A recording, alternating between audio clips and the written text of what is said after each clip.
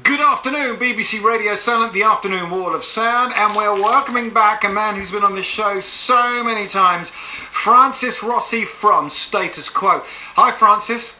Good afternoon. How are you? You definitely sound full of it today. Well, it's the Quo. I mean, I'm playing classic Quo, and that's what it is. That should do it, yeah.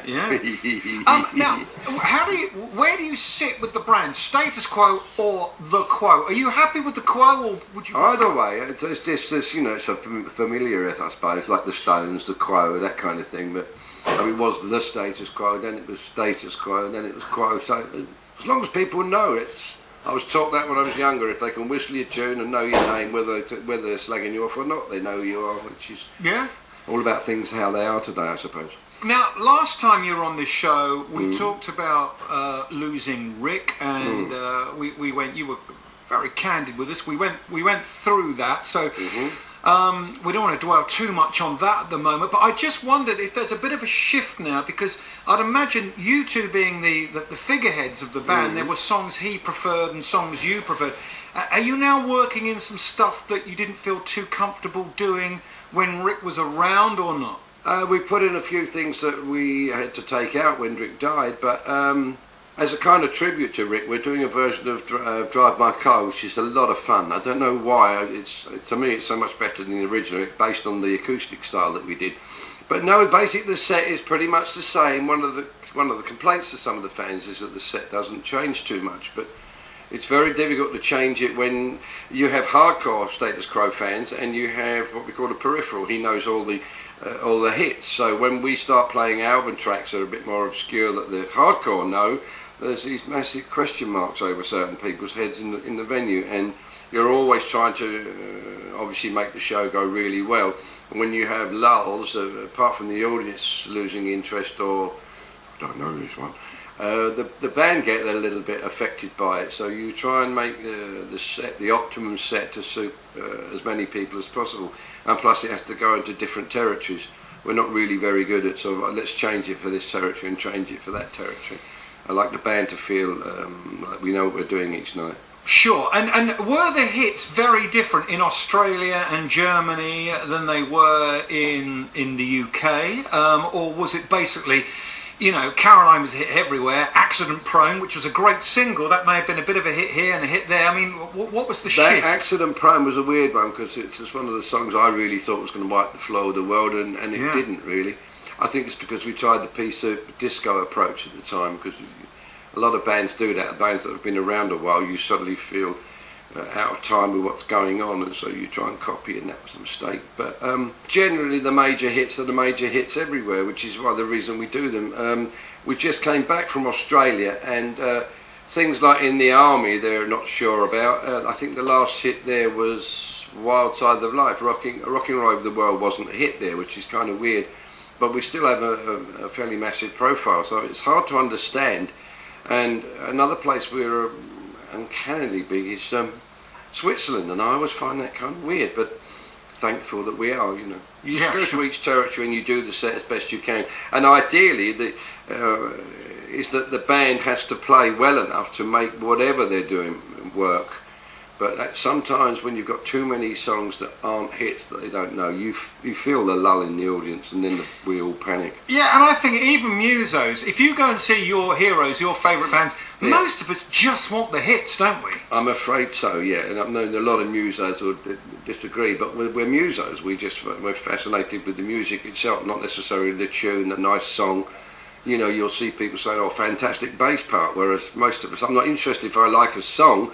I don't say it's got a beautiful guitar solo or a fantastic bass part or a wonderful drum part. I just love the top line, the song, and that's why I think I've always had a sort of a poppy thing. It's a pop country rock blues thing. Which Status Quo is a mix of all those things. But when we were younger, it was a bad thing to say it was a pop band. But it is a pop band. It's a pop country rock blues band, I suppose. Good afternoon, BBC Radio Silent, the afternoon wall of sound with me, Alex Dyke. Francis Rossi's back on the show. Francis is a good turn because he always gives, and we were quite serious the last time Francis was on the show. And when you've interviewed people time and time and time again, I always try and think of different things to ask them. So one thing I was going going to say to you is when I was a kid at school, Quo were more of an album band. Yeah, there was Caroline, but you were more of an album band. Yeah. You'd be played by Alan Fluff Freeman on Radio 1 on a Saturday on the Rock Show. You know, and I was more into, probably to do with my age, singles like The Sweet and Mud and Susie Quattro and stuff like that. Nothing wrong with that, but at the time people have said, oh, that isn't the way. But I remember working a TV in Bremen. We were working there with The Move, Fleetwood Mac and various other acts, and I remember speaking to Peter Green, and his band at the time were the only band, or they were the first of the bands that could have top 5 and top 10 singles and have top 5 and top 10 albums. And I remember saying that to him, you're quite unique, and that's where we would really like to be, to sell singles and sell albums. There was a very much a divide in us. It was deemed that if you sold albums, you were real music, and if you sold singles, you weren't, which of course is rubbish. And we tend to want to become elitist and intellectualised about music, and it's just music. You either like it or you don't. So you do understand you feel if you don't like it, but you like it. I love it to death. Certain things, you know. Yeah, so do you feel, Francis, that you sold out a little bit of your credibility as an album band to hop on Top of the Pops and have all the hit singles? I dare say it's deemed that way, but we found, I think, that we figured at the time we had a balance, but in fact we probably didn't. But we've always lacked credibility, let's face it, and not considered. But why is that? Cool. I mean, #1 albums. A serious band with great musicians. I mean, it's not you can't put you in the same box as Shawaddy Waddy. I mean, I get it if it was Shawaddy Waddy. They covered some really good pop tunes and they had a really good turn and loads of hits. But you guys were very credible, weren't you? But I don't know. I try not to look at it that way, because my thing as well is if you're groovy and credible at the time or fashionable at the time, the next thing to me is you become unfashionable. And I've definitely seen with most acts and our act particularly, is peaks and troughs in everyone's career, and whomever it was. And there've been some, even the Bee Gees, I've seen people really slag them off for a spell in certain periods, and then suddenly they're darlings again. And I find that quite annoying with our business, or maybe it's not the business itself, maybe it is the great public. The public are like that, and perhaps myself, I'm pretty much like that. Apart from being in the band Status Quo, other than that, I'm just a punter like anybody else. I hear something on the radio and I like it or I don't. And as I said, that strange thing where I think the musician wants you to intellectualise and become elitist about music. It's just I love Italian opera, and I had an engineer I worked with for some time. He cannot stand it or could not stand it, and we would clash over the fact that I liked Italian opera, because that's seen as not really very good either. I just happened to I grew up with it and I love it.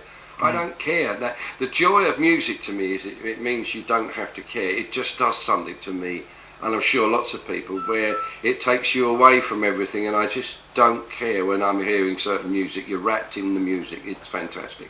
Excellent. Well, this tour, it's you always tour at such a great time of year. We're going to give the tour dates out after our next track. But I just wondered, it's now become quite popular if you've lost a member of the band, particularly one who was so important to Status Quo as Rick. You might put a video tribute up. Have you started doing that? Is that something you might look at? No, I don't think so. We did that kind of stuff as best we can when just after it happened, all through the summer. And if we just went to Australia, as I said, and both Leon and Richie hadn't been to Australia, so they were introduced. But to start each show, which I've said to the fans, to start each show on a down, saying that Rick's not here, it's really difficult to come back from that, to be particularly with Crow's kind of vibe that happens in the gig, this real up, let's go, let's get there, to stop and say, well, and bring everybody down. It's quite a sad thing to talk about. So I talked about it on radio, I talked about it in interviews and such. But to do that on stage, I don't want to bring everybody down into the, oh yeah, we forgot he's not here. Yeah, I get that. And we're you're getting on for like nearly a year now. Are things becoming easier, or is it only just sinking in? I think it's becoming easier, yeah. It did take a little while to sink in. The fact that he kind of retired for some spell from the June or whenever he had the heart attack till Christmas Eve. But when that was the thing that struck me, Christmas Eve, was like, oh, he's actually gone now. Him being retired and still in Spain and contactable, and and the reality of him dying was a bit. I did hear him say into my head, "There you go, Frame. I didn't die on a show day." We had those kind. It's true. We had those kind of jokes that went on between us when we first saw Richie. We talked about getting him in when we saw Richie when he was about 14 or 15, and Rick said, "Of course, if I kick the bucket, get him in, you know." So we laughed and joked, and then he said, "No, I've got a better idea." He said, "We go and find a lookalike for you." He said, "We put them two out and we stay at home and watch the telly." And that was the kind of humour that Rick and I had between us. But I did hear him say that morning. "There you go, Frame." He called me Frame. "There you go, Frame. I didn't die on a show day." Which he would definitely have thought that. He would possibly have even hung on so he didn't go on a show day. Oh well, that's show nice. business people for you. Yeah, the show must go on. I'm afraid so, yeah. Look, I know a couple of people that have seen you with the Quo, without Rick, and they say it's a stonking show. It is Quo through and through, so that's got to be good. Yes. It is, and we're quite pleased with something. There are obviously some people who miss him terribly and can't go there, but there are very few of them, and quite often when they see it, they realise that no, it's good. Richie does a really great job, and the band's it's still the same material, and it's still a good band. It still rocks. Look, we're going to go out with Rollover from '75. This is a stonking track.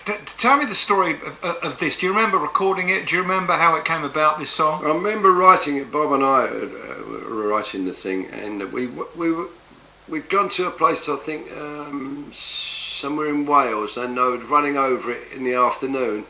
And Alan thought him and I were writing. So when it came to the right, it goes down to everybody. But the lyric is about me getting home at night.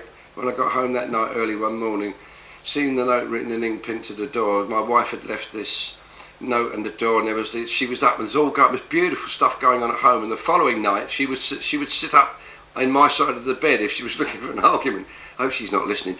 And so that was Roll Over, Lay Down. Plus, I also remember when I was very young, there was a record song called Roll Me Over in the Clover, Roll Me Over, Lay Me Down and Do It Again. I don't know what that meant, but I liked the whole roll over thing, so that's where it came from. But the story is about myself and getting home to my wife one night. Oh, it's a great song. We used to sing that song, Roll Me Over in the Clover, roll me over, lay me down and do it again. I wonder what they meant.